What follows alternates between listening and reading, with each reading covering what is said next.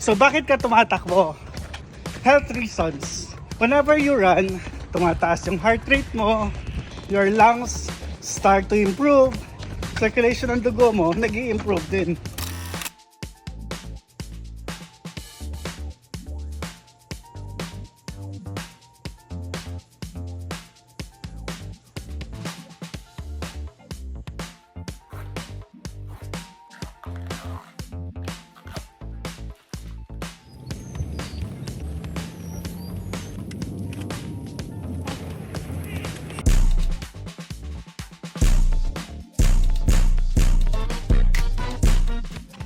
Nandito kami ngayon sa Quest Hotel.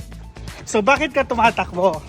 Health reasons. Whenever you run, tumataas yung heart rate mo, your lungs start to improve, circulation ng dugo mo nag-i-improve din. Overall, the more you move, the more active your body becomes. The more active your body becomes, the more you improve your general health. Kaya, one obvious reason is for your health.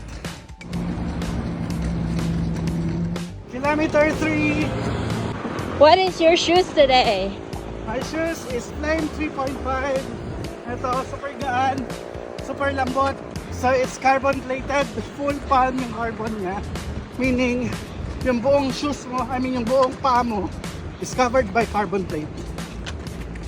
Currently here at Han Hotel, isa sa pinakamalaking hotel casino sa Pampanga. Okay, benefit number 2 on reasons why you want to start running. Number 2 is mental health. Exercise in any form, especially running, releases the happy hormone called endorphin. Si endorphin kasi, it makes you feel light, makes you feel happy, it distresses you. So for example, sobrang pagod ka na sa work or sobrang pagod ka na sa school and you want to take your mind off from all of these things. Doing exercise, especially in the form of running, is a very good and healthy way for you to relax yourself. Royce Hotel, then Casino. Ito na po, nagyayaya na si Irving sa Jollibee. Bida-bida kasi to eh.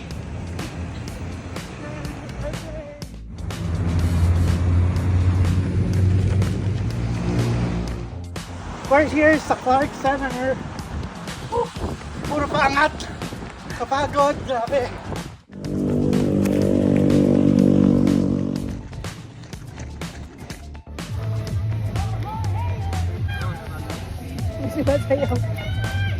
So, number 3.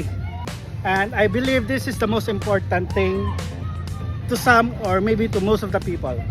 The third most important thing that you would get from running is the sense of accomplishment. You've done something today, you've accomplished something today, and that really makes you feel good. It gives you that sense of fulfillment. Pwede pala akong sumakses ako on something. And that's a very good thing. So what are you waiting for? Start running!